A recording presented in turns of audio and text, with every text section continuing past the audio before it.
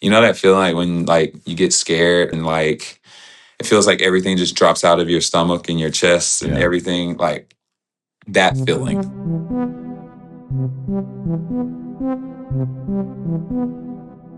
So we're starting in February 2022, and WNBA star Brittney Griner, she was making her way through that security checkpoint at Sheremetyevo International Airport. She was actually on her way to play basketball for a team in Russia. This is a journey that, she said she had made many times before. This was her 7th season playing basketball overseas with the team. But this time was going to be different in so many ways. An airport security agent stopped her, directed her to search through her own bag. And that was something she had never been asked to do before, so she knew something was up.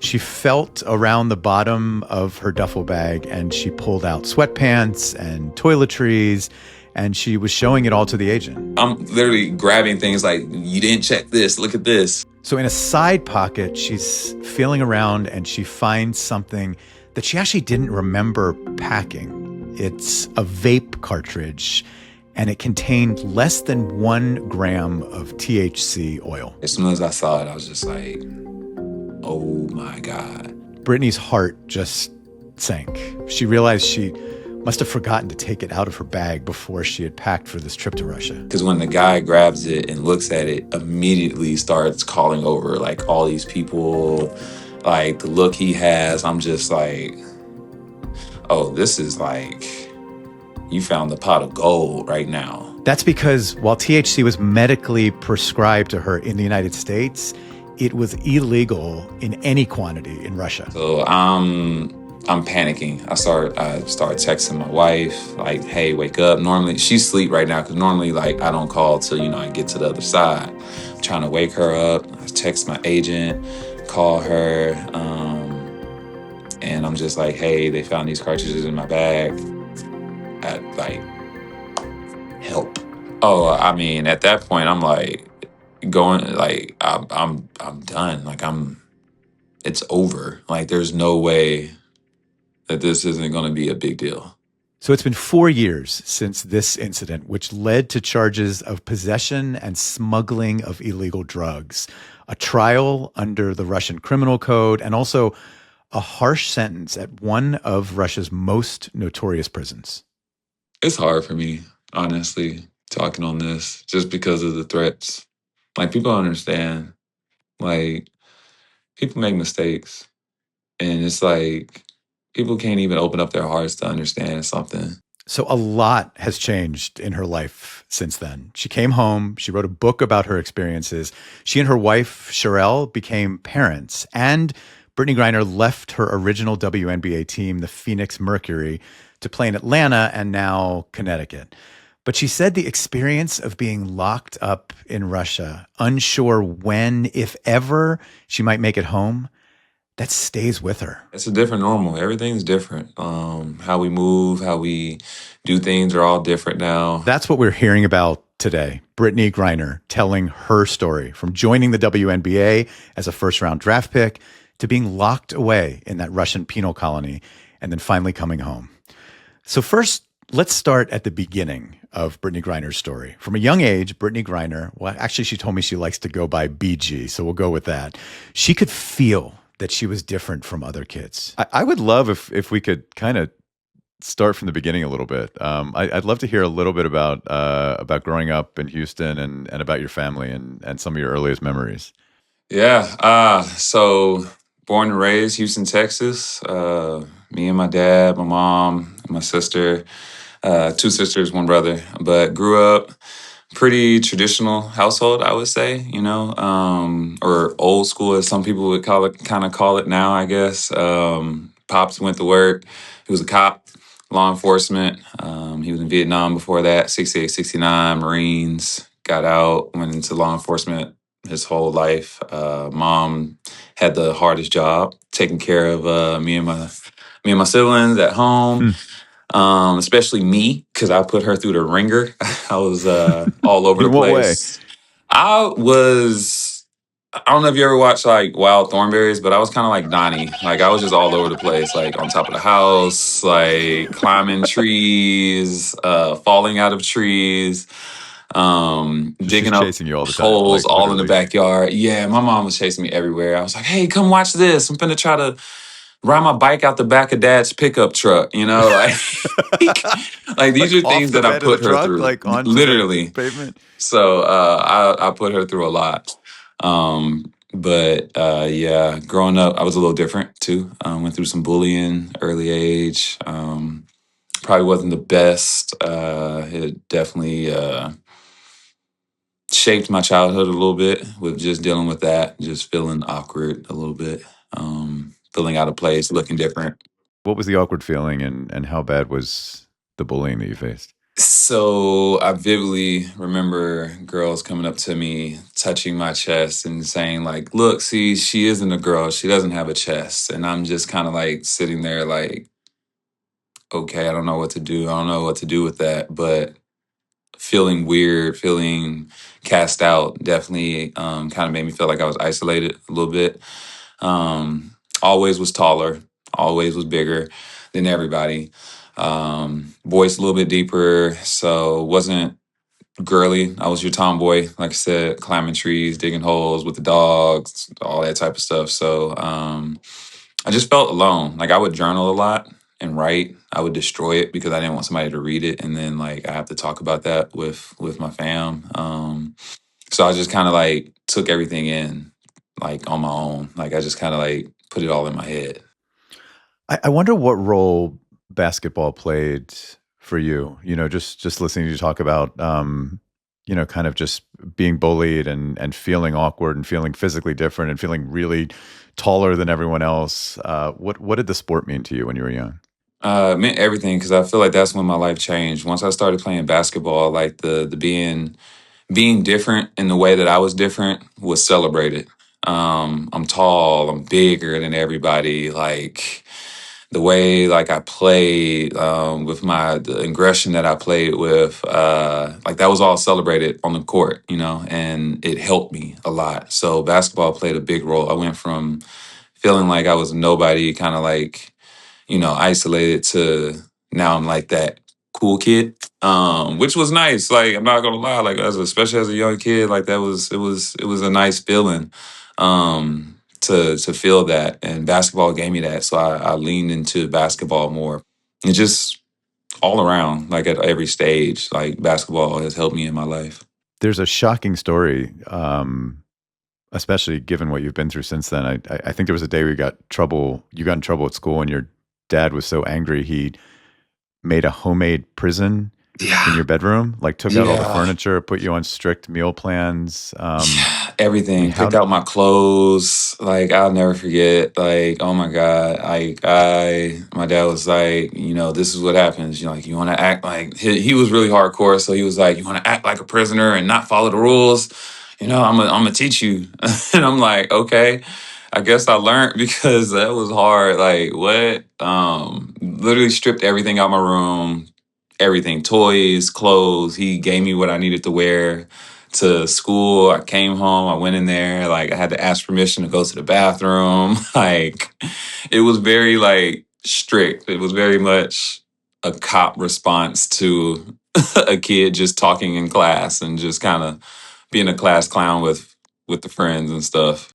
did he empathize with some of the hardship that you were facing and the bullying? He went. My dad didn't know about any of it, honestly, until I had wrote my first book. Honestly, they never knew anything. Oh, Like I didn't years tell them.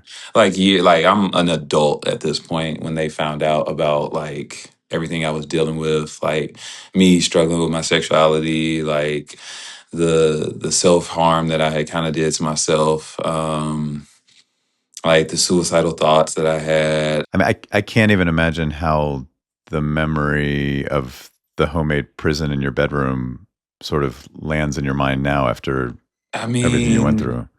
I will say this: my dad got me ready for life. He didn't know what was going to happen in my life. Like him sharing stories, because I mean, he started off when he started off in law enforcement. He started off working at the prison in Texas, riding a horse. And he would tell me the stories. Like I was the kid that he would tell everything to. Like there was no sugarcoating, which I appreciate. Like he got me ready for life. And he would tell me stories about the inmates and how they had to, you get respect by giving it, and trust is, given by, showing that you can be trusted. These are little things that I didn't know, one day I would need to remember, or I'm glad he spoke these things into me. So I just knew how to conduct myself, which I think inevitably helped me in the long run with different things along the way, not just, the prison in Russia, but just along through life. His hard lessons definitely helped me. That tough love from her dad really helped BG when it came to basketball. She became a force on the court really early in her career. She played for Baylor University and led the team to an undefeated 40-0 NCAA championship season in 2012. She racked up numerous Player of the Year awards, and she set the all-time NCAA record for blocked shots. She was on fire when she entered the WNBA draft in 2013. With the first pick in the 2013 WNBA draft, the Phoenix Mercury select Brittney Griner from Baylor University. What did it mean to be drafted in the first round by Phoenix? Take me back to that moment if you can. Ooh, that was a dope moment. Me and my dad, my godfather, we were all there. I remember my dad being kind of choked up. He was a man that didn't show a lot of emotion. So when I got drafted, I remember his eyes getting all watery and him being all choked up, which was a really special moment for me and him. It's funny, I just watched a video. Me and my wife was just watching old stuff, and I saw the video, and I didn't remember one of the interviews that I did. Like, I literally couldn't say anything. I was just so choked up.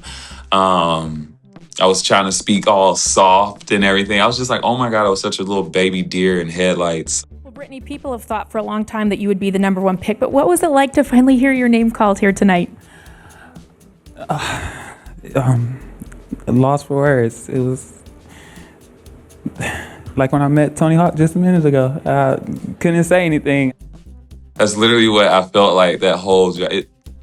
It was unreal. Like, I never thought my life would be that, like, be drafted number one. And for Phoenix to take me number one, I had never been to Phoenix, never been to Arizona. So I was pretty stoked to go out there and see something different besides Texas. Because that's all I really had been around, just Texas, Louisiana, down in the South. So it was nice to kind of get out. But it was icing on the cake, something that I was able to achieve.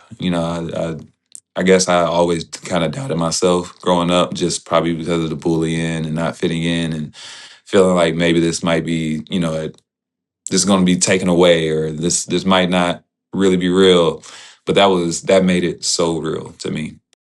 Being a college hoops star earned BG a spot on the Mercury, and yet there were still inequities. Back when she was first drafted, there was a massive gender pay gap in basketball. This has at least partially been addressed. In fact, just this year, the WNBA reached a new collective bargaining agreement that will pay athletes a lot more. But in 2013, while the minimum salary in the NBA was $500,000, the WNBA maintained a maximum salary of just $107,000 per year. Yeah, those numbers are right. So in order to bridge the big pay gap, BG embraced other playing opportunities overseas, where they treated her and paid her like an actual star.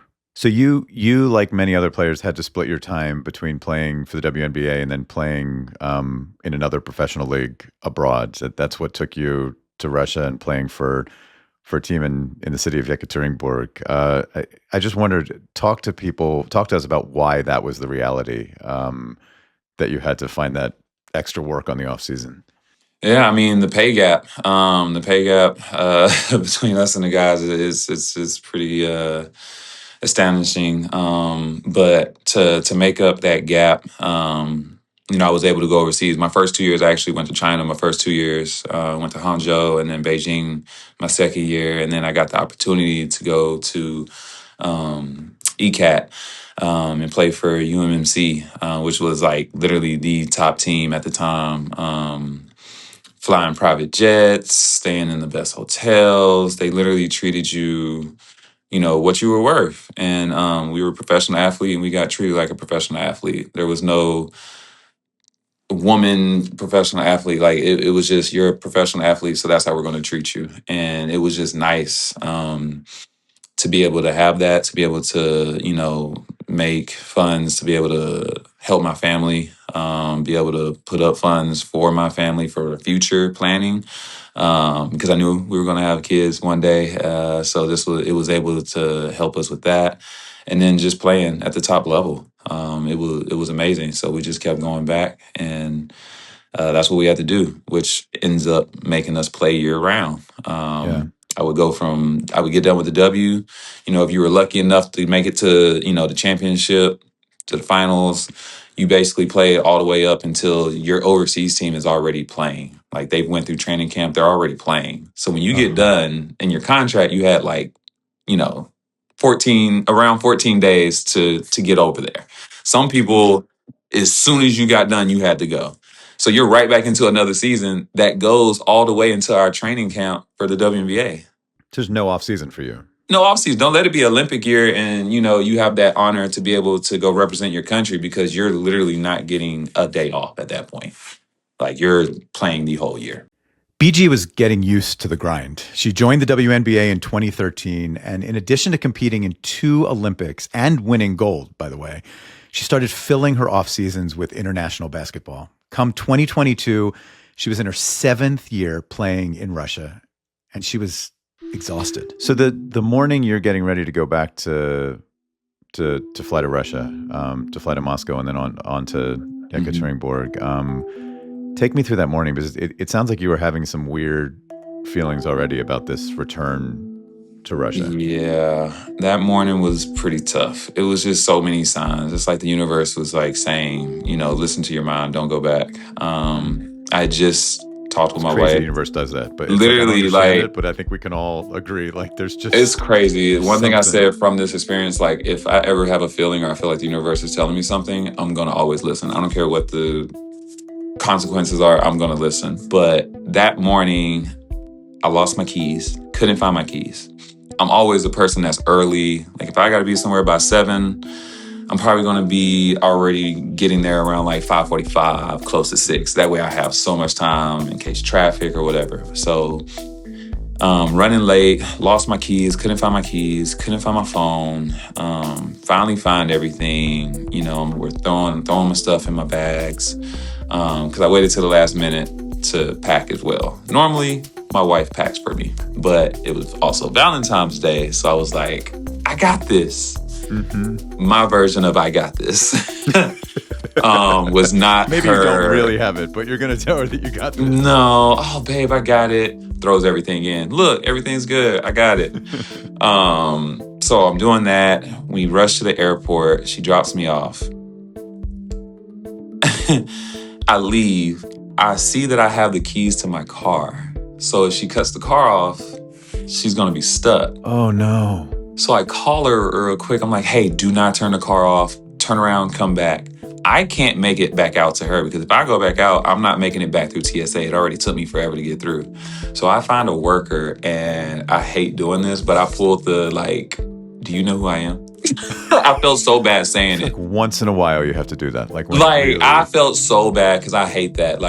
It cringes me, but I'm just like, do you know who I am? And he's like, yeah, of course. I'm just like, I really need you to take these keys to my wife. I'll give you all the money in my wallet right now. I probably had like $200 some in my wallet. I literally just gave him all the money. I was just like, please take these keys to my wife. So he does that. I run to the gate, get on the gate to get out. So much is happening. This is also around the time where you have to have the COVID test within the certain amount of time to fly out. Right. Remember those days. I was off by 2 minutes. Literally. Are you kidding me? And they stopped minutes. You? And yes, I had to go take another test. I ended up having to switch my flight. It was just so much I had to do. I was at the Aeroflot, which is the airline going over to Russia. I'm trying to talk with them. Just it's 2 minutes. The 2 minutes went by because I was in this line with y'all. That it was just absolutely no working, no nothing. So it was just so many little things that was going on. On top of I didn't want to go back already anyway, because I wanted to be done. I was tired of leaving my family, but as my dad would say, you finish what you start. You don't give up. And I couldn't give up on my team. We were at the most crucial part of our season. Like, we were in playoffs.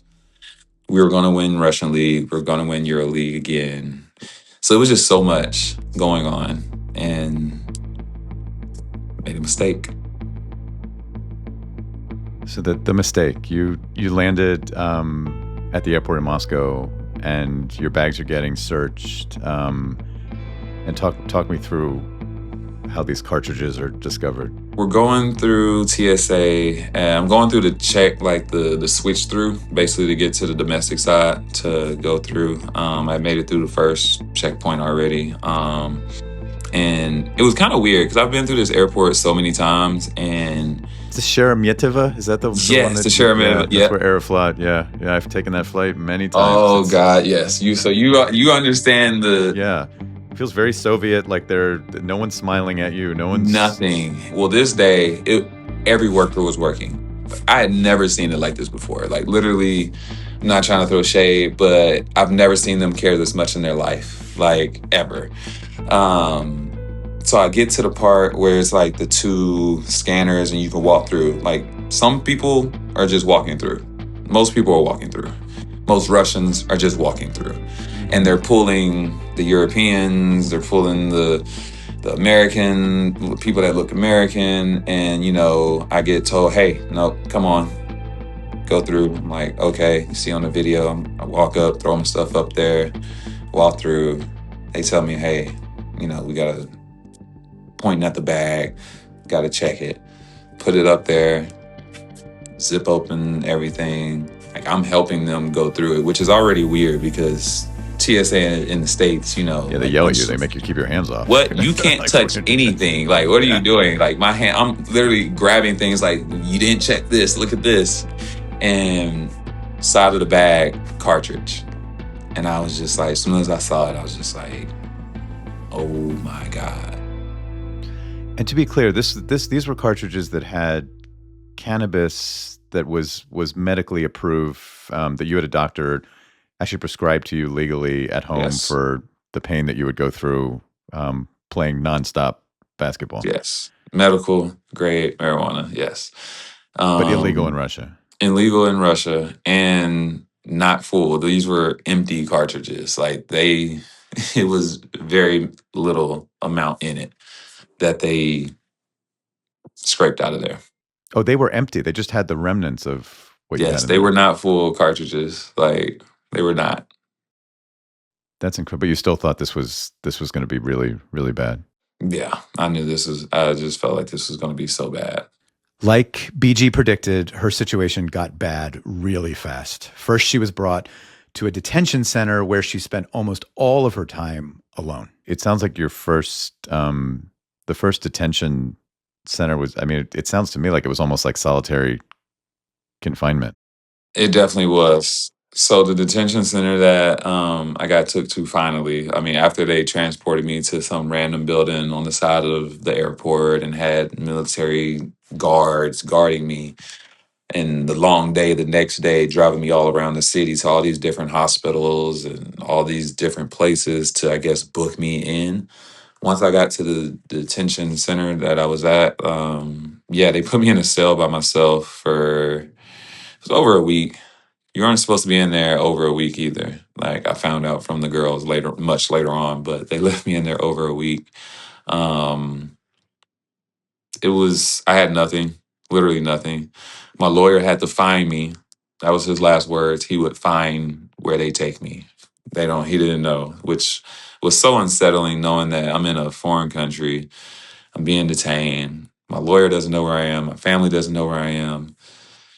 Only the people that I don't even speak their language, they know where I'm going, but I can't even ask. Can't even ask the girls or the ladies once I get there, hey, where am I? It's not that I can even talk to them. But I was in solitary, had a shirt, I had 2 extra shirts, so I took a shirt, ripped it up. I used that as to clean myself and toilet paper because I had literally, when I say I had nothing, I had nothing. I had the clothes on my back and 2 extra shirts. That's it.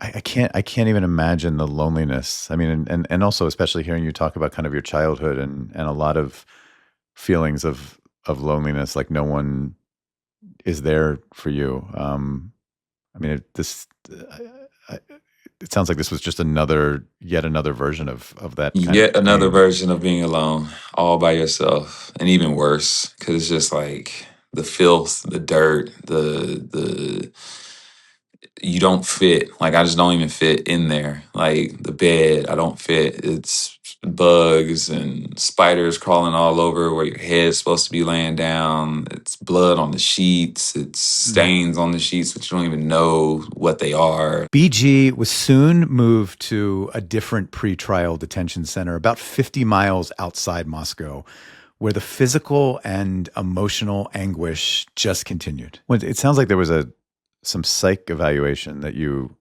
had to endure, and a lot of like weird questions focusing on like sexuality and things like that, which Yeah, it the sounds psyche just about like it, it torture. came later on. Yeah, it was a lot. There was so much psychological stuff that they were just trying to do, just playing with you, messing with you. And that test was one because they literally threatened to put me in a psych ward, like administer medicine to me and all kind of stuff because I didn't want to answer one of their questions. They wanted me to answer if I was guilty or not. I was just like, what? What do you mean, am I guilty or not? Like, that's the question the judge would ask. And I told them, I was like, if the judge asked me that question, I would answer it at that time. Like, I ain't even been on trial yet. They were trying to see what I was going to plead. I felt like it was a bad interrogation. Like, I was in a bad movie and they were trying to interrogate me, but horribly. It's just like, what? No, I'm not telling you that. And then all the questions of my sexuality, they were like, well, when did you start having sick thoughts? What? I've never had sick thoughts. Like, what do you mean, when did they start? They never started, they've never been there. Like, it was things like that. Like, well, when did you decide to be gay? I was like, oh, okay. Like, it was just so much about sexuality, my childhood. They were like, well, how many times did you wet the bed? Like what? I was like, what does this have to do with why I'm here right now in your country? You're just trying to figure out if I was sane when this whole thing happened. That's all you're trying to figure out. But it was just so much. BG spent nearly 5 months locked up before her trial finally got started. A lot was on the line. Her charges, they carried a sentence of up to 10 years in a Russian penal colony, a remote prison that used inmates for forced labor. When I was reporting in Russia, like I would cover some trials like yours, like that there was an oligarch, Mikhail Khodorkovsky, who was, basically it's not the same. Like the justice system is not the same. It's not innocent until proven guilty. It's the numbers are when you're charged with something, you're just going to be convicted. It's all a show. I mean, It's did guilty you till fully you get your understand that? years, is what it is. I learned really quickly that it was like that, like in the prison. Once I got to the detention center, there was a girl, Alana, that was put into my room that spoke English. She really helped me understand like everything, like the women, the time that you're gonna get, what everybody's in for, and just the process. Like it was a show how they walked me in. Like how they double handcuffed me, handcuffed my handcuff to the lady, had the dog and the guy with the guns and the camo that walked me. It was all a show. They were like, they don't do that. They don't do that like that for the women. They do that for the men, but they don't do that for the women like that, unless it's like a really heinous crime. But they were doing that. They were doing that for you. Yes. So the image of you the day of the verdict, I mean, it's just heartbreaking. I mean, they put a cage in the courtroom in Russia, and it looked like because of your height, I mean, it was very awkward for you to even communicate. Had to hunch down so I could yeah. hear, so I could see the judge, because at the top it was like kind of solid. So we asked if I could, at least on the day where I had to testify, like, and say my last, little words or whatever. We asked if I could like come out, still handcuffed, still all the guards in there, the dogs, everything's in there. But no, for security reasons, I couldn't do it. I guess I was too much of a risk. She was saying it, they was reading it off so quick. And when she said the 9, I pretty much knew she said 9 when she said it in Russian before the translator translated it for me. It's like David's, right? Mm-hmm. David. Yep. So you were listening for that, like you were. Oh yeah, I was listening for the numbers. Like I don't know a lot, but I know numbers. I was waiting on that. I honestly thought they were gonna give me 10. Me and my cellmates, we had bets. But I hear it and I'm just like, wow, 9 years. The lady that washes our clothes in the detention center, who killed her second husband, only got 7. But okay, like first husband, she got 6 years. Second husband, she got 7 years. I'm like, okay. I'm just like, well, now the real work begins, I guess, because I knew going into it, like nothing, if anything was going to happen, a trade or anything, like I had to be sentenced. I did know that. On top of the staggeringly harsh sentence, BG found herself wrapped up in the strange dynamics of politics and also celebrity. Even the prosecutor, that's the person who was responsible for proving that BG was guilty of her crime, he asked BG for a photo with her after the trial was wrapping up. And he specifically asked her not to smile. Twice the photos, because I smiled in the first one. They came back and got me in the back when they were taking me down when I was getting prosecuted, like my 9 years. Took me out to the back and was like, "Don't smile on this one." I smiled again. The prosecutor wanted you to look Yes. miserable, like didn't want you Yes. to. And when he asked me the photo, I was looking miserable. When they went to take the photo, I smiled. I said, like, hey, what? No, I'm going to mess up the photo. I'm going to smile. I'm not going to sit here and give you what y'all thought you were going to get. When the trial was finished, it was time for BG to move on to her next destination, a remote Russian penal colony known worldwide for its incredibly harsh conditions. And then you get transferred to IK2, which is one of the most notorious labor camps in Russia, right? The transfer to IK2 was crazy. They come and get you in the middle of the night out your cell in the detention center. Dogs barking, going crazy. They wake you up, snatch you out of there. Then you sit in a room for hours. Like you're not even finna leave right then. They just come snatch you out the cell and put you in a room. Guards come, they take you, put you on this small truck, get transported to the train station, get on the train. It's regular trains in the front. Like there's regular free people right there. They back the truck up to the last car and then you jump the gap and then you get on the train and then the women's cell is at the very end. And that's where you just start stacking in. And the train goes back, pick up people, goes forward, picks up people, goes back, picks up people. And we finally get to wherever we are at this point. I have no idea which direction we are now. Like we went back and forward so many times. Raining, you got your bags, they got the guys in the front, chained us all together. They got the guns pointed right at you. And then they start yelling at us to start walking. And then we walk to where all these police trucks are. And then everybody gets in their trucks and then they start the road to the prison. Well, I have so many questions to ask, but the story that you've talked about that stands out to me, I mean, your dreads were so famous as a player in the WNBA. Like it was your brand, and there were young girls who just would follow you, and it was so cold in that prison camp that you had to lose them, to cut them off. Had to cut them all off. So worst thing you could do is get sick there. Like literally the worst thing to do. There's no quarantine of people being sick with TB and all that. Like they'll just throw you all in there.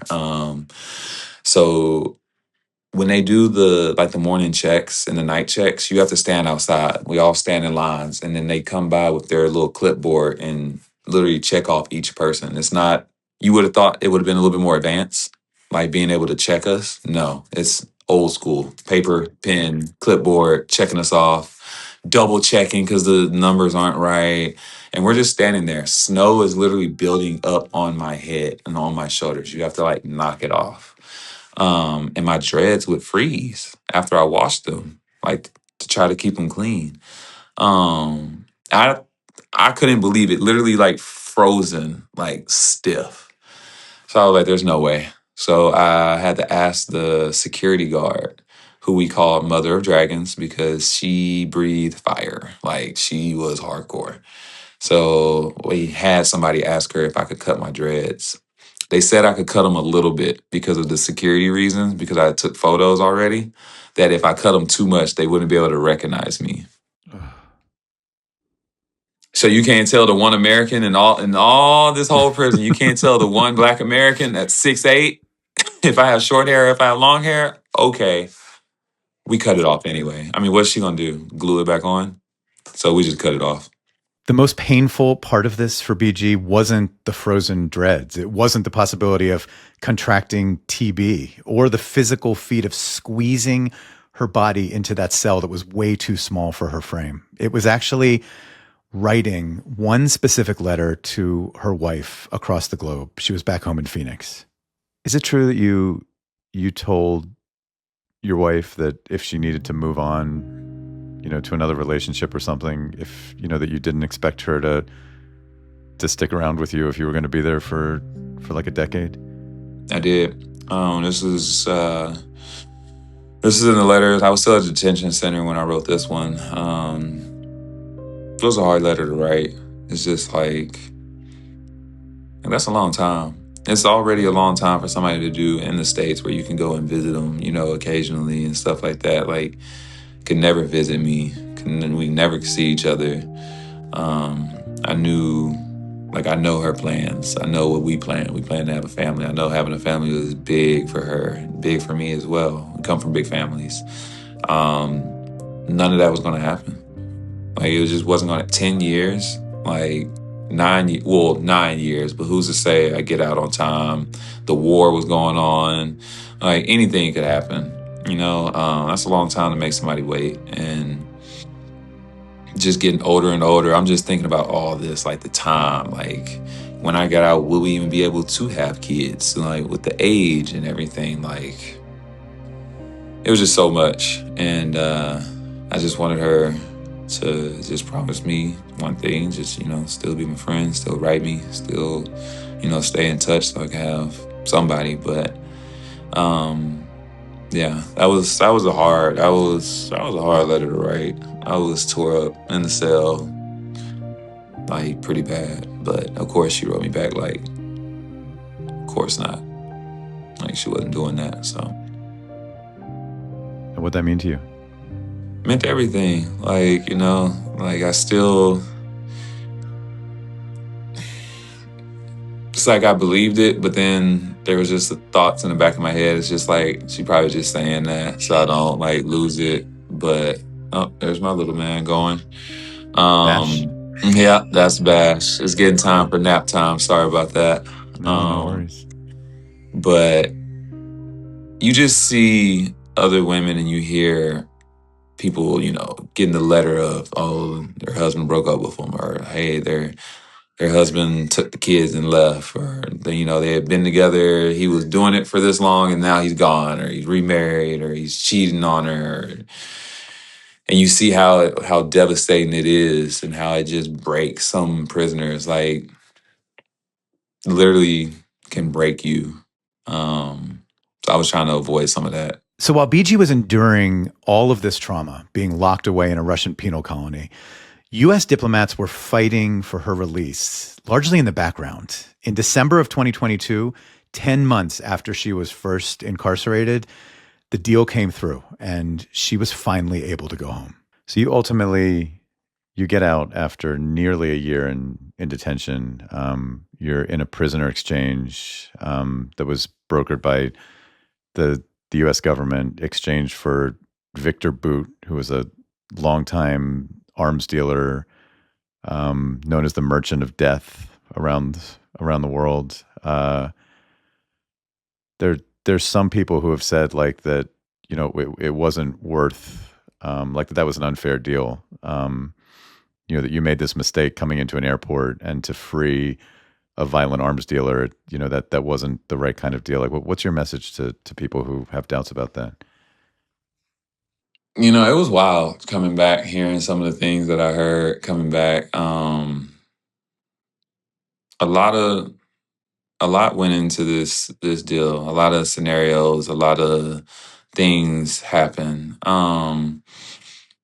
And I know one thing that first thing I did when I got on that plane, I was like, is it just me or is it me and Paul? And that was my first. That was my Paul Whelan, first. another American in Russian My detention. Yeah. first thing I wanted to know, because the whole time we were trying to do a deal, we wanted both of us to come home.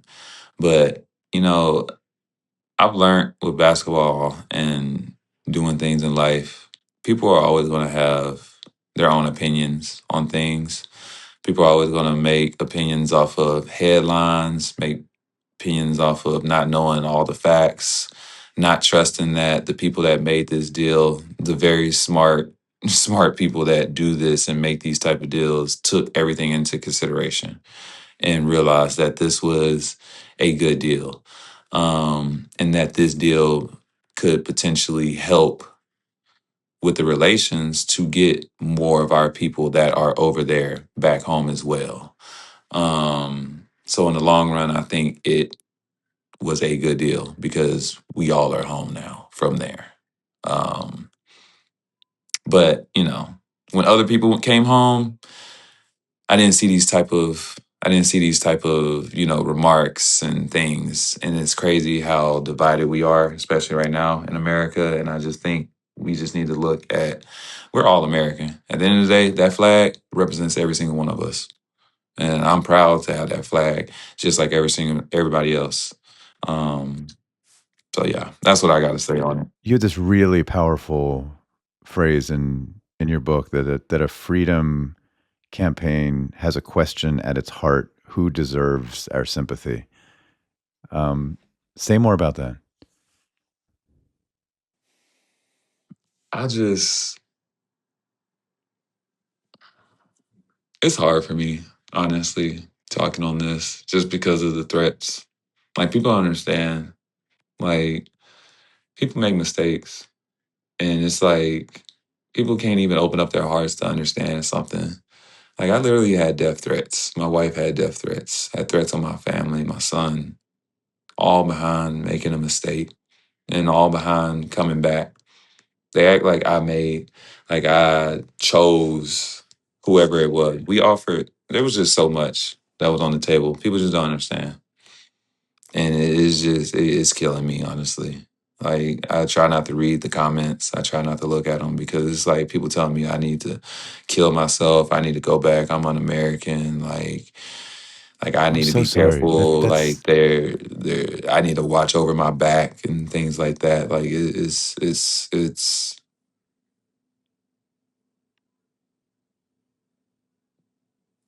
yeah. we live in a terrible, toxic country in many ways right now. Very much so. People have so many opinions. And they just so many opinions. They need to look with their hearts.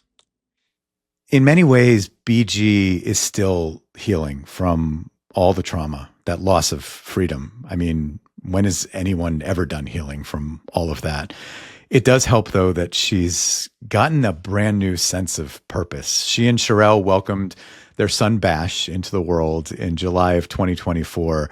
She wrote a memoir about her time in Russia. It's called Coming Home. And after Bash was born, she adapted it for a young adult audience in hopes that he'll read it one day and learn about what she went through. So you're a parent now. I am. You mentioned your little one Bash running around. How has he changed how you reflect on everything you went through in Russia?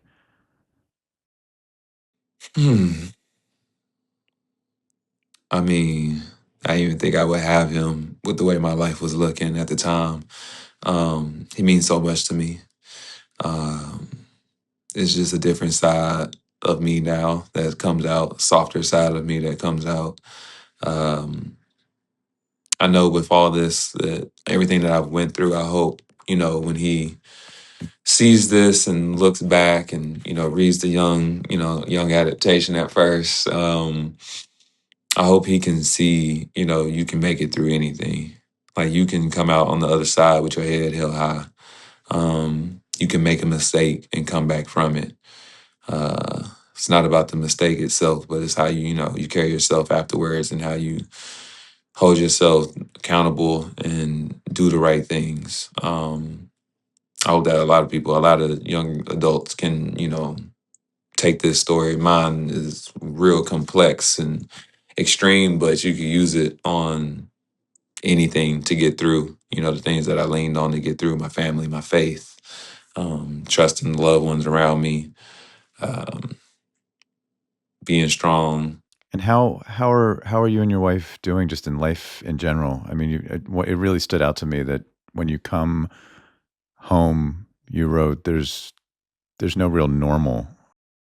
No, it's not. It's a different normal. Everything's different. How we move, how we do things are all different now. We got to think about, where we're going. But we're doing good though. Just had to relearn a lot of different things. I've changed, she's changed. It's been a process of just learning that. But we're doing good. Like that's my best friend. That's literally my best friend. We've been through so much. She's been through so many stages of my life. Like tough ones in college to tough ones my adulthood. Um, yeah. Like I really lean on her hard. It's a beautiful thing. She sounds amazing. I'd love to meet her sometime. Yeah, nah, she's awesome. She putting Bash down right now. I would have called her in Mhm. here. I'll just finish by asking sort of what you want to leave people with. I mean, BG, you have an extraordinary story of resilience. I mean, the sort of what you faced as a kid, what you faced as an adult in Russia. What do you want your story to tell us all? I want to be cliche and say this, but don't judge a book by its cover. That's for sure. Like don't judge somebody off of a mistake they've made in their life and base something off of them. I've had so many people come up to me after all this and say, you're completely different than what I thought after reading your book, and after hearing about your ordeal. I'm just like, I know, because headlines are supposed to pull you in. Headlines are supposed to be, catchy and extreme and dramatic. But, once you learn the story and learn something about me, guarantee we can relate, can find some common ground. So get the full picture. Get the full picture. And I hope, the young ones and everybody who's reading this story, literally, it can help them in some way get through something tough in their life. Because that's the best legacy I can leave. Like basketball, it's all cool. Trophies, they're gonna rust and they're gonna tarnish and go away. But the way I've lived my life, the way I've expressed it to everybody, I hope that can help someone, and that's the legacy I want to leave. Well, I really, really appreciate you chatting and your honesty. And it was just lovely meeting you. Thank you. I appreciate that. This was awesome.